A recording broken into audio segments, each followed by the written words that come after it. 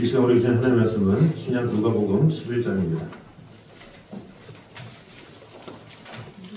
누가복음 11장 1절에서 4절까지 말씀입니다.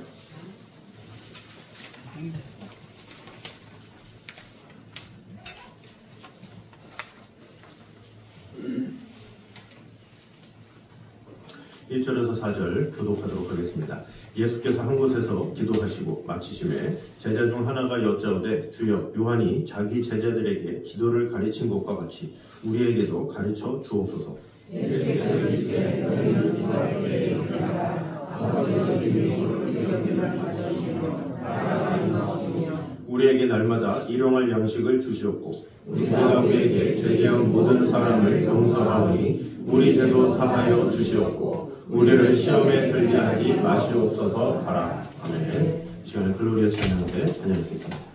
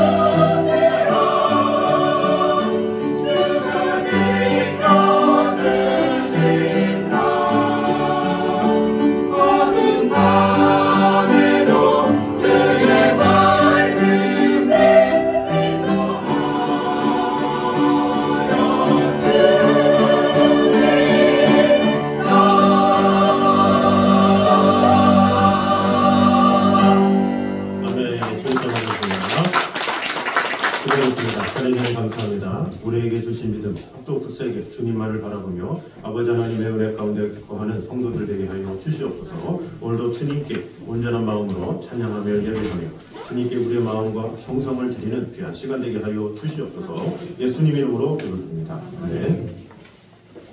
우리 교회 소식 전해드리도록 하겠습니다. 2025년도 주님의 보좌 앞에 겸손히 나아가는 성도들이 되면 좋겠습니다. 그래서 예배뿐만 아니라 성경 필사라든지 또 다음 세대 큐티라든지 이런 것들을 잘 돌아보시면서 자신이 하나님 앞에 세운 것들 또 하나님과의 교제가 뜨거워야 또 그런 성도에게 하나님께서 은혜 주실 것을 믿고 하나님 앞에 기쁨으로 또 자원하는 심령으로 나아가면 좋겠습니다. 오늘 오전 예배 후에는 공동의회가 있습니다. 또 오늘 오후 예배 후에 교사교육이 있습니다. 명절 전에 이제 교사교육을 하려고 했는데 토요일날 하려고 했는데 시간이 도저히 서로 맞질 않아서 오늘 서로 맞는 시간이니까 오늘 오후 예배 끝나고 그때 딱 있어서 오늘 오후 예배를 좀 일찍 마치고 교사교육을 하도록 하겠습니다. 한 4시간 정도 진행할 거를 제가 일부러 자료를 다 준비해서 최대 1시간 반 안에 마칠 수 있도록 해보도록 하겠습니다. 그래서 교육부장님 3분하고 교사 3분 해서 총 6분 같이 교사교육을 진행하도록 하겠습니다. 자, 우리 옆사람과 한번 인사하도록 하겠습니다. 시험에 들지 않게 항상 기도합시다. 시작! 자, 오늘은 주기도문 마지막 시간입니다.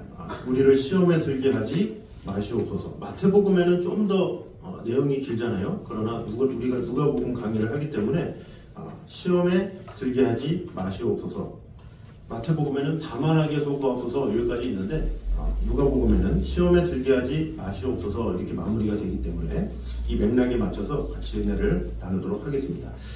우리를 시험에 들게 하지 마시옵소서 하라 이렇게 말씀하셨는데 이 시험이라는 것은 여기서 시험에 들게 하지 마시옵소서는 영어로 temptation이라는 단어를 쓰고 있습니다. 그래서 시험은 2가지 단어로 볼 수가 있죠. 처음에 테스트가 있습니다. 어떤 능력이나 지식, 또 자질, 상태 등을 확인하거나 평가하기 위해서 주어지는 도전이나 실험을 테스트라 한다라는 거죠. 왜 테스트를 하느냐? 실력을 측정하거나 결과를 확인하려는 의도로 테스트를 한다는 거죠. 그리고 객관적이고 중립적인 상황에서 주로 사용되고 교육, 과학, 직장 등에서 능력이나 자격을 평가하기 위해서 주로 사용된다는 거죠. 시험, 실험 뭐 이런 걸 다 테스트라고 하죠. 그래서 예를 들어서 그녀는 운전시험에 합격했다. 뭐 그 제품은 엄격한 테스트를 거쳤다. 이럴 때는 테스트라는 단어를 씁니다. 자, 그런데 또 다른 시험이라는 단어가 유혹이라고 쓰여지는데 그것은 템테이션이라고 해요.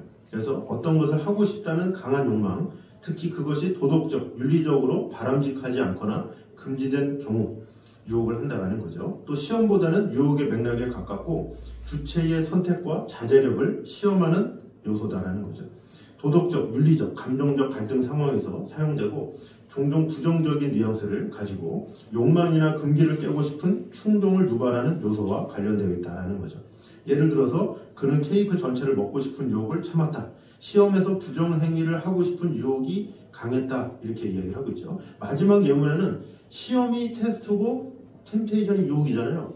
그래서 한글 성경에는 대부분 그냥 시험 이렇게만 나와 있어요. 그러나 영어로 보면 테스트로도 나와 있고 템테이션으로도 나와 있어요. 그런데 오늘 이 누가복음에 유혹, 시험에 들게 하지 마시옵소서 이것은 영어로 템테이션, 유혹이라고 볼 수가 있습니다. 자, 그래서 표로 보면 시험은 능력이나 상태를 평가하는 것, 템테이션은 유혹이나 욕망에 대한 자제력을 시험하는 것.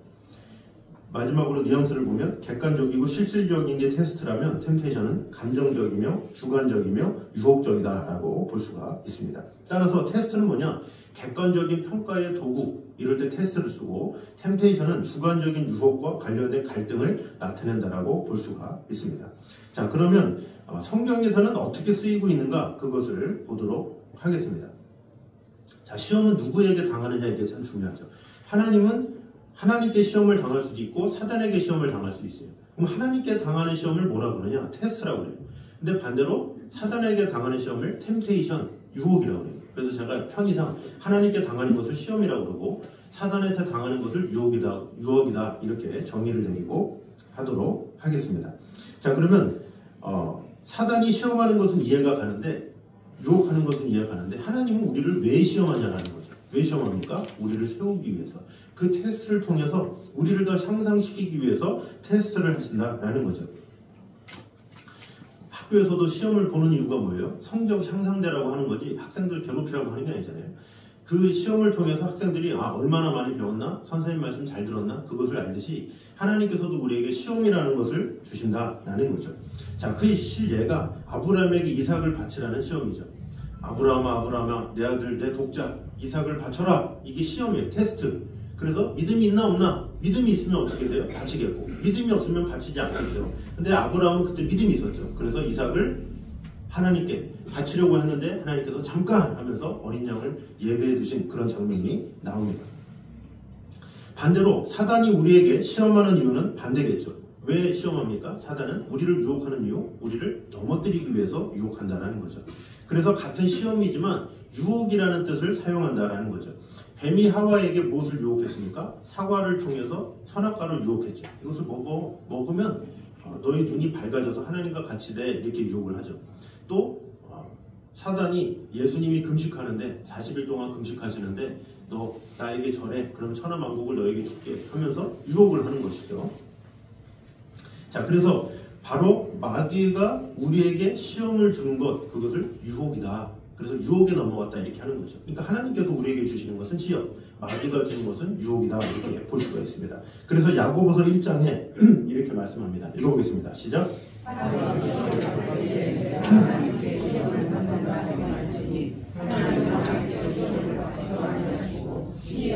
시험하지 아니하시느니라. 아멘. 자, 한글 성경을 보면 시험 나오니까 이게 뭐야 이렇게 할 수 있지만 여기서 나오는 시험이 바로 템테이션을 말하는 거예요. 사람이 유혹을 받을 때에 내가 하나님께 유혹을 받는다 하지 말지니 하나님은 악에게 유혹을 받지도 아니하시고 친히 아무도 유혹하지 아니하시느니라 이렇게 말하는 거죠. 그래서 우리가 성경을 그냥 시험이다 그러면 같이 생각할 수 있는데 이것이 하나님께서 주시는 거냐 사단이 주는 거냐 그거에 따라서 차이가 있다라는 거죠. 자, 그럼 주기도문에서 왜 주님은 우리를 시험에 들게 하지 마시옵소서 라고 하면서 시험이 아닌 유혹에 빠지지 않게 해달라 이렇게 기도를 했겠습니까? 이와 관련해서 우리에게 주시는 교훈을 보도록 하겠습니다. 먼저 첫 번째입니다. 읽어보겠습니다. 시작. 우리 모두는 유혹에 노출된 존재임을 잊지 말아야 한다라는 것입니다. 자, 우리는 보통 아브라함처럼 믿음이 있으면 그런 믿음이 있는 사람은 시험이 오고 믿음이 없는 사람에게는 유혹이 온다. 이렇게 이분법적으로 생각하는 경우가 많이 있어요. 그래서 주기도문 마지막에 유혹이 오지 않게 해달라고 이렇게 하는 기도를 우습게 여길 수가 있죠. 왜? 믿음이 있는 사람은. 믿음 있는 사람이 무슨 유혹이 오겠습니까? 라고 생각을 할 수가 있죠. 그러나 사실 믿음이 모든 사람 다 항상 좋을 수가 있습니까? 그렇지 않다라는 거죠. 믿음이 좋을 때는 이 모든 것을 이기지만 믿음이 없을 때는 넘어지는 거예요. 이 사람은 그때그때 다르다라는 것을 알 수가 있습니다. 엘리야가 그랬습니다. 믿음이 좋을 때 어떻게 됐습니까? 바알과 아세라 선지자 앞에서 이렇게 선포했습니다. 같이 한번 읽겠습니다. 시작. 엘리야가 모든 백성에게 가까이 나아가되 너희가 오늘 때까지 그 사이에서 몸은 하려느냐. 여호와가 만일 하나님이면 그를 따르고 바알이 만일 하나님이면 그를 따를지니라 하니 백성이 말 한마디도 대답하지 아니하니라. 아멘. 자, 사실 자신을 동조하는 사람 앞에서 소리치는 건 쉬워요. 우리가 보통 우리나라도 광화문에 모이시다 어디 모이시다 하잖아요. 근데 그 모이는 데 앞에서 소리치는 건 쉬워. 왜? 동조하는 사람이니까. 이미 마음이 합한 사람들이기 때문에 거기서 무슨 소리를 질러도 아닙니까 여러분? 그러면 네 이러잖아요. 왜? 다 동조된 사람들이니까 쉬워요. 근데 상대가 나와 완전히 반대되는 사람이야. 그런 사람들 앞에서 한다? 이것은 쉽지가 않아요. 예를 들어서 여기가 법당이야. 그 다 스님들을 다 이렇게 막 불교를 좋아하고 그런 분들인데 제가 거기서 하나님은 살아계십니다. 하나님은 역사하십니다. 이런 말 하기가 쉽지 않잖아요. 이게 쉽지가 않아요. 강심장 가지고는 쉽지가 않아요. 저도 군대에 있을 때 가장 뜨거웠을 때 충만했을 때가 있어요. 11기 상하를 보고 너무 뜨거워서 왕들이 우상을 부서뜨리고 무너뜨리고 그런 장면을 너무 봐서 너무 뜨거워서 부대 있을 때 1소대, 2소대, 3소대가 있었는데 2소대는 이미 다 복음화가 돼서 다 교회를 다니고 1소대랑 3소대는 교회를 안 다니는데 제가 너무 뜨거운 나머지 앞에서 이제 부대장이 있고 옆에 있잖아요. 제가 딱 선포했어요. 우리 부대는 천주교, 불교는 없다. 우상은 다 부숴야 한다. 하면서 막 그런 적이 있어요. 근데 그때는 그래도 저희 소대는 다 믿고 있고 다 후임병이들이잖아요. 뭐 선임을 해봐야 몇 명 없고. 그러니까 제가 막 담대하게 그랬죠. 근데 지금 가서 그렇게 해라 그러면 할 수 있을까? 이런 생각이 들어요. 쉽지가 않은 거예요. 그러니까 믿음이 있는 사람들 앞에서 하는 거는 쉬운데 믿음이 없는 사람들이나 믿음과 상관이 없는 사람 앞에서 선포하는 건 쉽지가 않아요. 아합은 이 엘리야는 어떻습니까? 아세라 선지자, 바알 선지자가 850명이야. 다 우상 숭배자예요. 그리고 백성들도 아합 왕이 부른 백성이야. 다 우상 숭배자죠. 그런데 그들 앞에서 이렇게 말하는 거예요. 너희는 어느 때까지 둘 사이에서 머문 하려느냐? 여호와가 만일 하나님이면 그를 따르고 바알이 만일 하나님이면 그를 따를지니라. 이렇게 선포하는 거예요. 얼마나 대단합니까? 결국은 이 역사로 인해서 바알과 아세라 선지자가 한 번에 징계를 당하는 장면이 나오죠. 그랬던 엘리야가 어떻게 됩니까? 그 다음 장입니다. 바로 그 다음 장. 열왕기상 19장입니다. 읽어보겠습니다. 시작.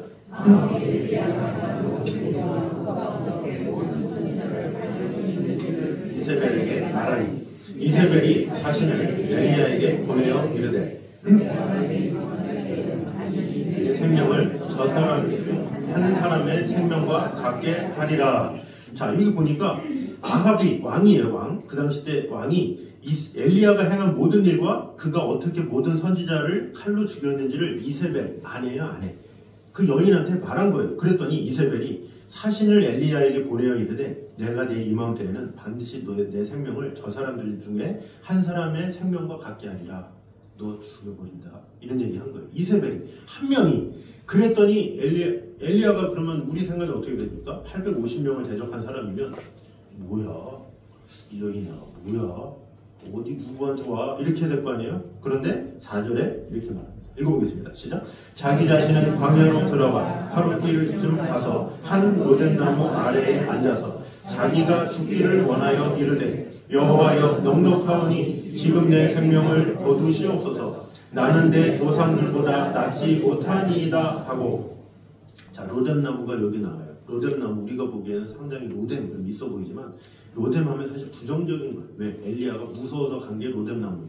거기 가서 아유 나 죽겠어요. 누구 때문에? 이세벨 한 명 때문에. 아니 850명 앞에서 담대하게 여호와가 하나님이면 그를 따르고 바알이 하나님이면 그를 따를지니라. 850명 뿐만 아니라 백성들 앞에서 선포했던 엘리야가 갑자기 쫄았어. 여인 한 명이 그랬다고 그게 무서워가지고 로뎀나무 가가지고 주여 날 죽여주시옵소서 이렇게 말하는 거예요. 말이 됩니까? 어떻게 그럴 수가 있어요? 850명 앞에서 그렇게 당당했던 사람이 어떻게 여인 한 명이 너 죽인다 그랬더니 그게 무서워서 로뎀나무에서 엎드려 죽겠다 이렇게 말을 합니까? 이것이 무엇이냐? 그것이 인간이다라는 거죠. 인간이라는 것은 믿음이 좋을 때는 정말로 충만하고 하나님 내가 주님을 위해서 뭐든지 하겠습니다 라고 말하기도 하고 많은 사람들 앞에서 주는 그리스도시요 살아계신 아들이십니다 이렇게 얘기할 수 있는 존재가 바로 인간이지만 믿음이 없어지는 순간 어떻게 되느냐? 내가 못해요. 그러면서 그 믿음의 연약함 때문에 넘어질 수밖에 없는 것이 인간이다라는 거죠.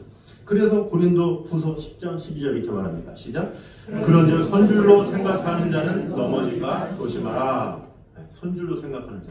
그러니까 사실 믿음 있는 사람은 어떤 사람입니까? 아, 제가 무슨 믿음이 있나요? 기도할 뿐이죠. 이런 사람이 사실 믿음 있는 사람이에요. 아, 내가 교회를 몇 년 다녔는데, 내가 성경을 몇 번 읽었는데, 내가 기도를 얼마나 하는데, 사실 이런 사람들이 조심해야 돼. 실질적으로 우리가 이 사람의 건강을 보면 어떤 사람이 건강합니까? 어떤 분 보면 콜록콜록 하다 보면 자꾸 이게 찬병이 들지. 이런 분이 어떻게 보면 건강 관리를 잘해. 왜? 자기가 연약한 걸 알기 때문에 미리미리 머리가 조금 아파. 그럼 빨리 달려가. 병원 가가지고 어떻게 하면 난리를 치죠. 약 달라고 하고. 그래서 자기 관리를 철저하게. 그래서 맨날 콜록콜록하고 아픈데 200년 살고 300년 사는 거야.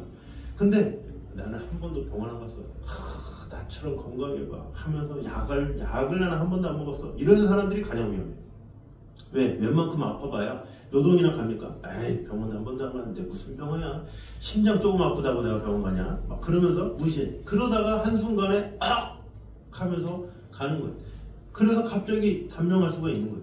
그래서 인간이라는 게 어떻게 보면 부족하고 연약하고 그런 것을 자신이 깨닫는 자가 어떻게 보면 더 오래가고 더 인정받게 되고, 오히려 내가 나 하나 지면 이런 자만심을 가진 사람들은 넘어지게 된다라는 거죠. 그래서 신앙생활을 했으면서 자신의 연약함을 인정하는 자에게 항상 하나님은 음성을 들려줘요. 내가 너와 함께 하겠다. 너를 도와주겠다. 오히려 하나님께서 음성 주시죠.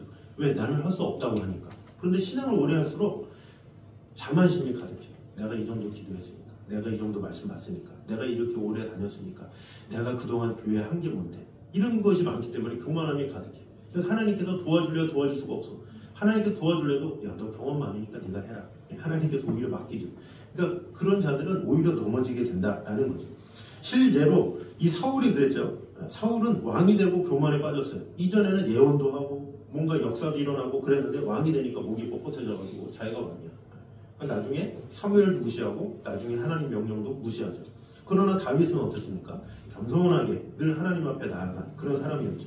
그랬더니 하나님께서 그의 겸손함을 크게 쓰셨다라는 거죠. 그런데 그 다윗마저도 어떻게 돼요? 왕이 되고 또 편해지니까 궁궐을 딱 지나가다가 전쟁이 났는데 자신의 군대를 갖고 보내고 자기는 편하게 거리다가 자신의 장군의 아내인 바세바를 범하잖아요.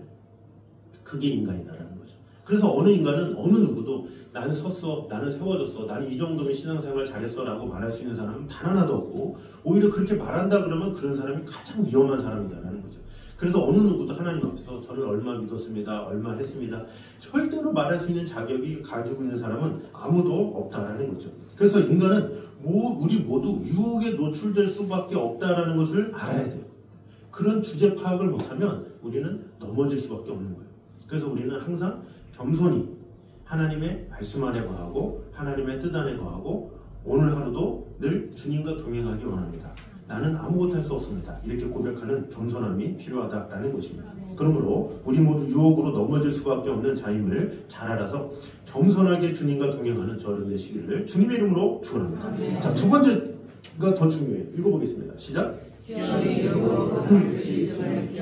이게 참 중요한 거예요. 저도 이 말씀을 묵상하고 준비하다가 그렇구나 이것을 깨달으면서, 자, 시험이 유혹으로 바뀔 수 있다는 것을 기억하라는 거예요. 자, 하나님은 우리에게 시험을 줬어요. 테스트를. 그런데 그 테스트가 유혹으로 바뀌는 경우가 있다는 거죠. 좀 아이러니하죠. 아니 그러면 하나님께서 주신 시험, 사단이 주는 유혹, 그러면 그것을 분별해서 하나님께서 주신 시험을 통과하면 되는 거고, 유혹은 이렇게 물러나게 하면 되지 않냐 생각하지만 그렇지가 않다는 거죠. 하나님은 테스트를 줬는데, 시험을 줬는데 그 시험을 유혹으로 바꿔. 누가? 인간이. 그래서 인간이 연약한 거예요.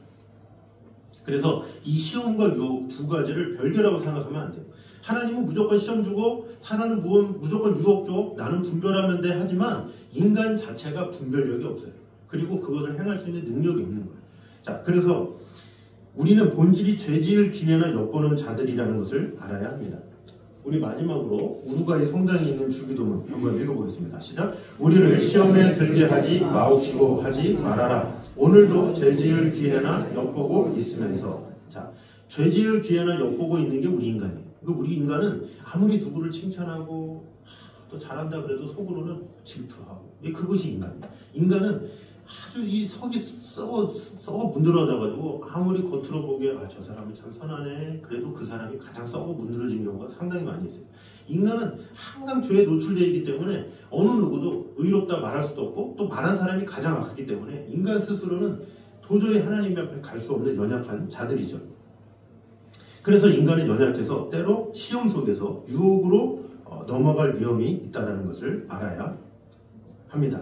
그래서 하나님의 시험이 도전이나 고난으로 올 때가 있죠. 그런데 그 상황에서 믿음이 있는 상황이 되면 어떻게 돼요? 어떤 도전이나 고난이 왔을 때 우리가 믿음이 있으면 그것을 이겨내죠. 칭찬을 받기도 하죠. 그런데 마침 어떤 도전이나 고난을 받을 때 우리의 믿음이 약해지면 어떻게 돼요? 죄에 빠질 수도 있다라는 거죠. 그래서 이 기도는 단순히 시험 자체를 피하게 해달라 이것이 아니라 이 시험이 유혹으로 변질되지 않도록 하나님의 인도와 보호를 구하는 것이라고 볼 수가 있습니다. 자, 그래서 예수님께서 주기도문을 가르치셨을 때 주님은 인간의 연약함과 죄에 대해서 약한 것을 잘 아셨죠. 그래서 사단은 우리가 시험에 빠질 때 그 틈을 타서 유혹으로 몰아가려고 하죠. 그래서 주기도문은 우리가 스스로의 힘만으로 시험과 유혹을 이길 수 없음을 인정하면서 하나님의 보호와 도우심을 강구하는 겸손한 태도를 보여라, 이렇게 강조하는 것이라고 볼 수가 있습니다. 그래서 이 시험이라는 것, 이것을 통해서 어떻게 됩니까? 성숙과 믿음의 성장의 기회가 될 수도 있죠. 그러나 유혹을 받게 되면, 이것이 변질되게 되면 영적으로 위험해질 수 있다는 것을 우리는 알아야 합니다. 그래서 주기도문은 우리가 죄로 가는 유혹을 피하고 악으로부터 구원을 받을 수 있도록 하나님께 도움을 요청하는 거예요. 주님, 유혹으로 빠지지 않게 하여 주시옵소서. 하나님의 시험이 유혹이 되지 않게 하여 주시옵소서. 이렇게 간구하는 거예요. 제가 예를 들면 좀 더 이해가 가실 거예요. 이스라엘 백성들이 그랬습니다. 자, 먼저 하나님은 이스라엘 백성을 광야에서 시험하셨죠. 왜 시험했습니까? 그들에게 만나를 내려주시고 그들에게 순종과 믿음을 시험하신 것이죠. 이것이 바로 하나님께서 주신 테스트입니다. 내가 일부러 너에게 시험 줬다라는 게 아예 대놓고 하나님께서 말씀하십니다. 신명기 8장입니다. 읽어보겠습니다. 시작. 내 하나님 여호와께서 이 40년 동안은 내게 광야를 보게 하신 것을 기억하라. 이는 너를 낮추시며 너를 시험하사 내 마음이 어떠한지 그 명령을 지키는지 지키지 않는지 알려 하시리라. 아멘. 자, 40년 동안에 내게 광야의 길을 걷게 하신 것을 기억하라. 이는 너를 낮추시며 너를 시험하사 내 마음이 어떠한지 그 명령을 지키는지 지키지 않는지 시험했다, 테스트했다, 이렇게 말하고 있죠. 테스트했으면 이스라엘 백성들이 어떻게 돼요? 아, 주님의 테스트구나. 내가 여기서 겸손해져야지 라고 해야 되는데 어떻게 돼요? 우리가 이전에 본문에서도 그랬지만 같이 나온 잡족들, 같이 나온 이방인들이 아이고 불평하니까 어떻게 돼요? 같이 속아서 그 유혹에 넘어가죠. 그래서 같이 아이고 배고프네, 아이고 더 먹고 싶네, 아이고 메추라기라도 있었으면 막 하면서 소리치죠. 그리고 어떻게 됩니까? 이방인들이 우상을 가지고 예배하니까 같이 우상 숭배를 하기 시작하죠. 그러니까 하나님은 시험으로 시작했어요. 그런데 이스라엘 백성들이 그 유혹을 이기지 못해서 결국에는 메추라기 주세요, 뭐 주세요, 하나님 앞에 불평하고 우상 숭배를 하게 되었다라는 거죠. 결국 그들은 하나님에 대한 신뢰를 잃고 죄에 빠짐으로 말미암아 하나님의 진노를 경험하고 말았습니다. 자, 두 번째로 욥은 그렇습니다. 자, 하나님은 욥의 신실함을 증명하기 위해서 사단에게 어떤 이런 시험을 허락하셨어요. 재산을 빼앗아갔죠. 자식들을 빼앗아갔죠. 나중에는 건강을 잃게 하셨어요. 그러니까 어떻게 보면 욥에게는 엄청난 시험이죠. 근데 거기서 욥이 이렇게 고백합니다. 재산도 잃고 자식도 잃고 몸도 악창이 나는데 거기서 이런 고백을 합니다. 시작. 또한 알몸이 그리로 돌아갈지라 주신 이도 여호와시요 거두신 이도 여호와시오니 여호와의 이름이 찬송을 받으실지니라 하고. 참 놀랍지 않습니까? 어차피 알몸으로 나오고 알몸으로 가는 거, 빈손으로 가는 인생, 주신 자도 여호와시요 취하신 자도 여호와시오니 오직 여호와 이름이 찬송을 받으실지니라, 이렇게 찬송했어요. 그럼 하나님께서 준 시험을 어떻게 돼요? 믿음으로 잘 통과했죠. 그랬더니 그 아내가 욥기 2장 9절 읽어보겠습니다. 시작. 그의 아내가 그에게 이르되 당신이 그래도 자기의 온전함을 굳게 지키느냐? 하나님을 욕하고 죽으라, 이렇게 얘기를 하고 있어요. 어떻게 보면 아내가 유혹을 하는 거예요. 당신 정신 차려. 재산 다 있고 자식 다 있고 몸도 악창이 났는데 무슨 하나님이야, 욕하고 죽어, 막 소리치는 거예요. 그러면 이 욥이 아내의 유혹을 받아서 어떻게 돼요? 아, 그래 맞아, 다 뺏어가다니, 그러면서 그 유혹을 당할 수가 있잖아요. 그런데 아내는 여기서 욕하고 죽으라 하고 다시 나타나지 않아요. 집을 나갔는지 또 아직 모르지만, 그래서 어떤 전승에는 이 또 다른 아내가 바로 이 야곱의 마지막 그 딸인 다말이다, 이렇게 말을 하기도 합니다. 그 아내는 떠나고 족장시대에 쓰여진 거기 때문에 이 창세기가 욥기가 그때 욥기가 창세기 때 쓰여졌기 때문에 그렇다, 이런 이야기가 있어요. 자, 욥은 어떻게 돼요? 똑같은 시험을 받았지만 아내가 유혹했죠. 하나님 욕하고 죽어. 그럼 같이 하나님 욕하고 죽었으면 같이 유혹을 이기지, 유혹 때문에 넘어진 거겠죠. 그러나 욥은 그것을 이겨냈어요. 끝까지. 새 친구가 와가지고 뭐라고 얘기해도, 엘리후가 와서 얘기해도 계속 믿음을 끝까지 지키죠. 그랬더니 하나님께서 욥을 칭찬하시면서 야, 너 대단하네 하면서 그에게 더 큰 재산과 더 많은 재산과 더 많은 자녀, 그 더 훌륭한 자녀들을 허락하셨죠. 결국에는 하나님의 시험이 유혹으로 갈 뻔했지만 욥이 믿음으로 승리했다 이렇게 볼 수가 있습니다. 우리도 마찬가지죠. 자, 하나님이 우리에게 경제적인 어려움이나 관계의 갈등과 같은 상황을 허락하셨을 때 또 이는 우리의 믿음과 의지력을 단련하기 위해서 우리에게 시험을 주시는 경우가 있어요.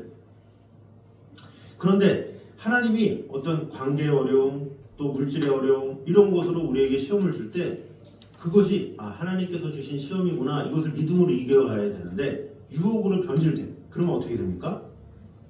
하나님을 불신하거나 원망하게 되는 경우가 있죠. 하나님, 내가 하나님을 잘 믿었는데 왜 이 모양인가요? 하면서 하나님을 원망하게 되는 경우가 있다는 거죠. 그러면서 죄의 유혹에 빠지는 거죠. 왜 나만 이런 고통을 겪어야 됩니까? 왜 나만 이런 어려움을 겪어야 되나요? 하면서 하나님을 불평불만하는 거예요. 왜? 하나님께서 시험을 줬는데 내 스스로가 부정적인 생각으로 인해서 유혹에 빠지게 되는 거죠. 그래서 불평하고 절망하고 부정행위를 하게 된다는 거죠. 그래서 신뢰의 상실과 하나님으로부터 멀어지게 된다는 거죠. 그러니까 하나님 우리에게 시험을 줬는데 나의 유혹으로 인해서 그 유혹을 이기지 못해서 넘어지는 경우가 그렇다는 거죠. 성공의 시험도 있어요. 하나님께서 우리에게 성공과 축복을 줬어요. 그 성공의 축복을 주면 어떻게 돼요? 우리가 믿는 자로서 하나님 감사합니다. 저를 합격하게 해주셔서 감사합니다. 제 자녀를 어떻게 해주셔서 감사합니다. 하나님께 영광을 돌려야 되는데 갑자기 사실 내가 좀 잘나긴 했지. 내가 공부를 많이 했어. 그러면서 그 영광을 하나님께 돌리기보다는 자기에게 영광을 돌리는 실수.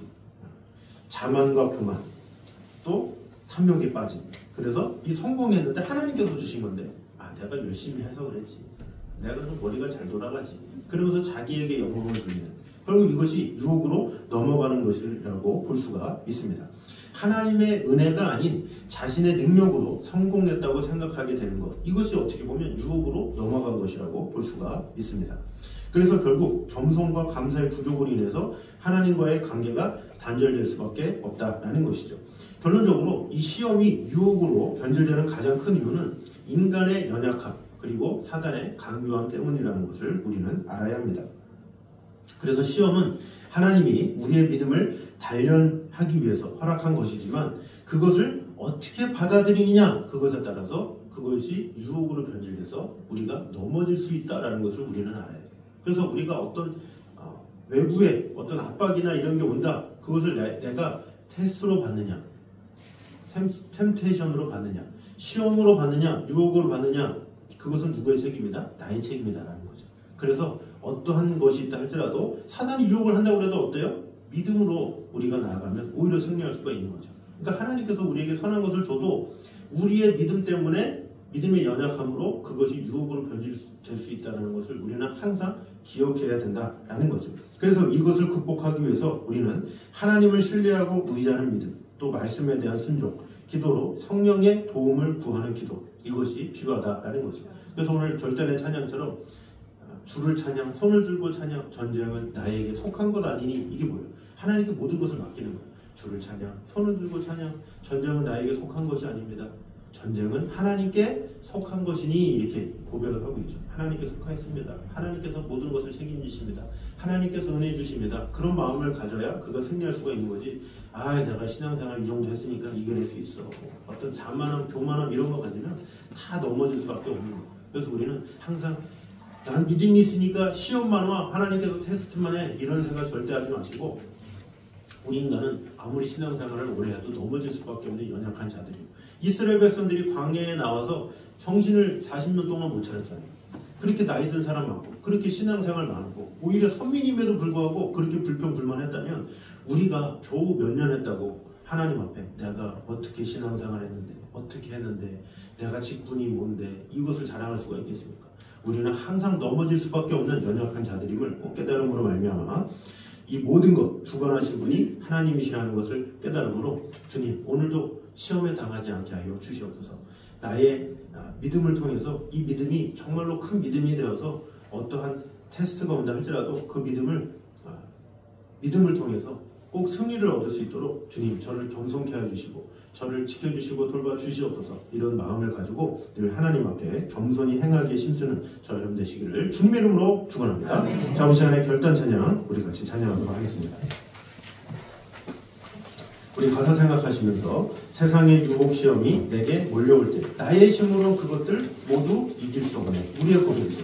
거대한 폭풍 가운데 위축된 나의 영혼 어찌할 바를 몰라 헤매게 있을 때 뭐를 해야 됩니까? 주님을 찬양. 손을 들고 찬양. 전쟁은 나에게 속한 것 아니니 주를 찬양. 손을 들고 찬양. 전쟁은 하나님께 속한 것이니. 우리 같이 찬양하도록 하겠습니다.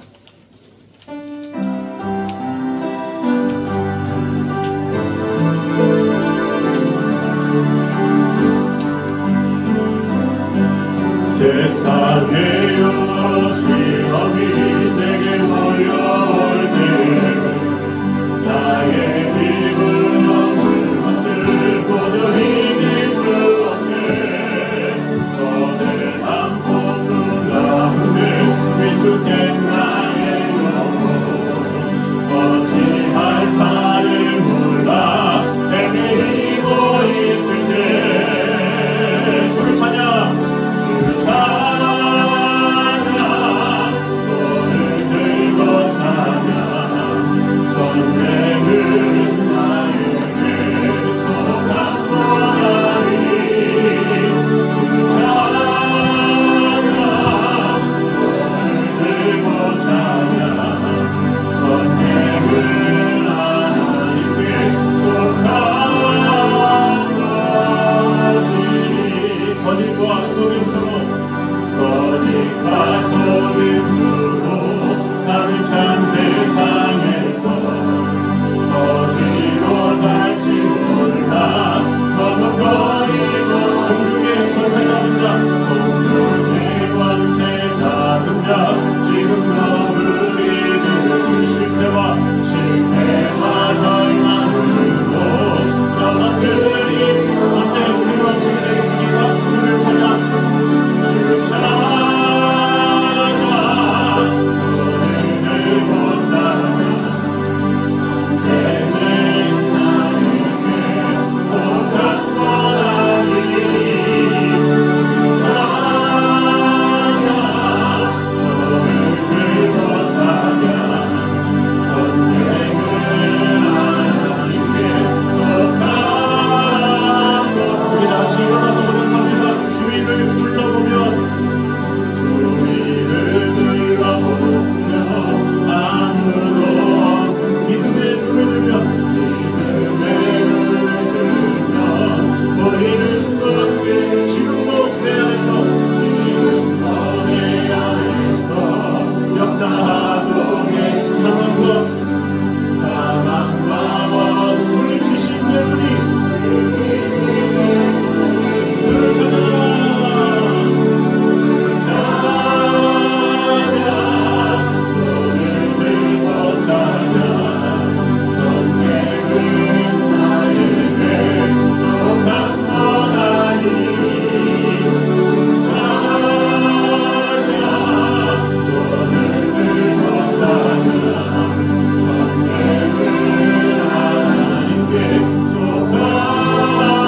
우리 손을 들고 고백합니다. 주를 찬양. 주를 찬양. 손을 들고 찬양. 전쟁은 나에게 속한 것 아니니 찬양. 손을 들고 찬양. 전쟁은 하나님께 속한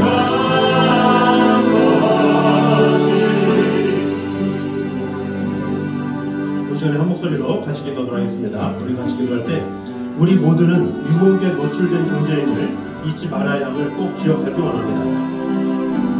우리가 늘 믿음이 있으면 늘 승리할 수 있겠지만 우리는 연약하여서 믿음이 있을 때도 있지만 믿음이 없을 때가 더 많은 연약한 자임을 우리는 인정해야 합니다. 우리 모두는 유혹에 노출된 존재임을 잊지 말고 늘 겸손히 주님 없이는 아무것도 할 수 없습니다. 이런 고백을 하는 자가 되기 원합니다. 이렇게 고백하며 나아가면 좋겠습니다. 또한 하나님이 우리에게 시험을 준다 할지라도 그것이 나의 마음 상태, 신앙 상태 때문에 유혹으로 바뀔 수도 있음을 기억해야 한다는 사실을 우리는 알아야 합니다.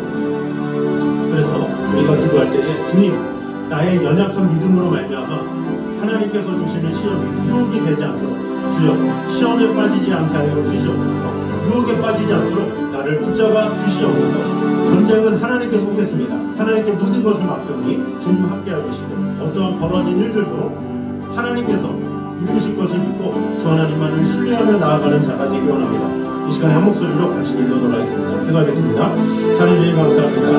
우리와 은혜를 함께 하신 분을 지켜주시는 주님, 하나님께서 우리에게 시험을 주셨지만 그것이 유혹으로 변질되도록 할까요? 우리가 하나님께서 주신 은혜를 보실 때가 얼마나 많이 있습니까? 아버지 하나님 감사합니다. 주님께서 너무 주 하나님만 온전히 바라보며 나아가는 우리 성도들에게 하여 주시옵소서. 주님만을 더욱더 사랑하고 지켜주시고 돌봐주시고 우리의 모든 것과 역사하시고 하나님의 은혜, 하나님의 사랑, 우리에게 가치가 되어주시옵소서. 주님께서 우리에게 시험을 줬지만 그것이 유혹으로 변질되지 않도록 우리의 믿음을 견고한 믿음으로, 굳건한 믿음으로 허락하여 주시고 보내주시고 함께하여 주시옵소서. 겸손히 주님 앞에 나와 예배하며 우리의 마음이 주님을 향할 수 있도록 지켜주시고 돌봐주시고 언제나 함께하여 주시옵소서. 아버지 하나님의 은혜 가운데 거할 수 있도록 지켜주시고 돌봐주시고 언제나 함께하여 주시옵소서. 주님을 사랑합니다. 우리를 시험에 들게 하지 마시옵소서. 아버지 하나님, 우리는 유혹에 빠질 수밖에 없는 연약한 존재임을 오늘 인정합니다. 우리 모두는 유혹에 노출된 존재임을 잊지 말게 하여 주시옵소서. 우리는 언제든 주님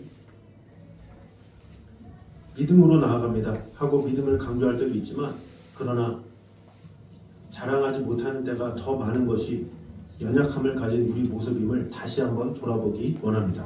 우리가 무엇을 했다고, 얼마나 했다고, 얼마나 믿었다고, 얼마나 읽었고, 얼마나 기도했다고, 얼마나 예배를 드렸다고 우리가 하나님 앞에 주님 이 정도 믿음이 있습니다 이렇게 자랑할 수가 있겠습니까?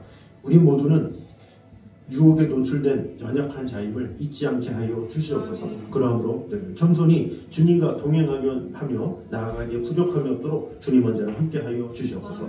또한 하나님께서 우리에게 시험을 줬지만 우리의 연약함으로 말미암아 그것이 유혹으로 바뀔 수도 있음을 기억하는 자가 되게 하여 주시옵소서.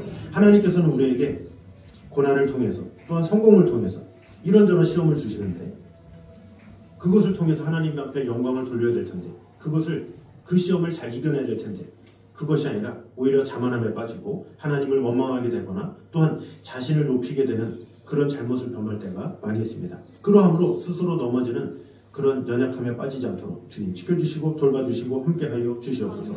인간의 연약함과 사탄의 강교함으로 말미암아 우리는 늘 넘어질 수밖에 없는 그런 연약한 존재임을 깨달아서 주님 없이는 하루도 살 수 없습니다. 주님의 손이 나에게 강하게 역사하여 주셔서 아버지 하나님의 은혜 없이는 살 수 없습니다. 이런 고백으로 늘 살아감으로 말미암아 하루하루가 주님께서 주시는 은총으로 하나님께서 주시는 힘으로 승리하며 나아가는 성도들 되게 하여 주시옵소서. 전쟁은 나에게 속한 것이 아닙니다. 오직 하나님께 속한 것임을 알고 모든 것을 내려놓고 사망과 어둠의 권세를 물리치신 예수 그리스도만을 믿고 나아가는 성도들이 되게 하여 주시옵소서. 이제는 우리 주 예수 그리스도의 은혜와 아버지 하나님의 무한하신 사랑과 성령님의 교통하심이 늘 우리와 함께 계심으로 말미암아 어떤 상황에서도 믿음으로 승리하며 나아가기 원하는 이 자리에 있는 모든 성도들 위해 이제부터 여기까지 함께 있기를 간절히 축원하옵나이다. 아멘.